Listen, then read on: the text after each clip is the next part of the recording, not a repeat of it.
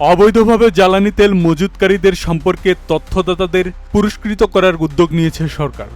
জ্বালানি তেলের অবৈধ মজুত ও পাচারকারীদের সম্পর্কে স্থানীয় প্রশাসনকে তথ্য দিলে সহায়তাকারীদের জন্য ১ লাখ টাকা পুরস্কার ঘোষণা করে জ্বালানি ও খনিজ সম্পদ মন্ত্রণালয় এক বিবৃতি প্রদান করেছেন।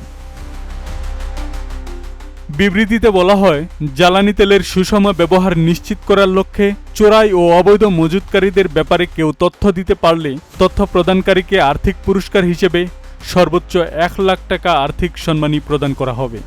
তথ্য প্রদানকারীর যাবতীয় পরিচয় গোপন রাখা হবে বলেও উল্লেখ করা হয়েছে বিবৃতিতে। এছাড়া সংশ্লিষ্ট জেলা প্রশাসক তথ্য প্রদানকারীর পুরস্কারের অর্থ প্রাপ্তি নিশ্চিত করবেন। স্থানীয় প্রশাসন, আইনশৃঙ্খলা রক্ষাকারী বাহিনী এবং সংশ্লিষ্ট দপ্তরের সদস্যদের নিয়ে ভিজিলেন্স টিম গঠন করা হয়েছে। এই দলগুলো তেলের ডিপো, ফিলিং স্টেশন এবং জ্বালানি পরিবহন ব্যবস্থার উপর কড়া নজরদারি চালাবে। জ্বালানি ও খনিজ সম্পদ বিভাগের কর্মকর্তারা জানান, কিছু অসাধু ব্যবসায়ী জ্বালানি তেল মজুত করে বাজারে কৃত্রিম সংকট তৈরি করার চেষ্টা করতে পারে। এমন আশঙ্কার জায়গা থেকেই সরকার এই পদক্ষেপ নিয়েছে।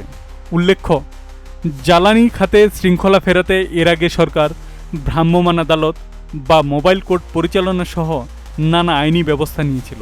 তবে এসব পদক্ষেপে কাঙ্ক্ষিত ফল না মেলায় এবার নতুন এই উদ্যোগ নেওয়া হলো। আব্দুস সালাম, প্রজন্ম 24।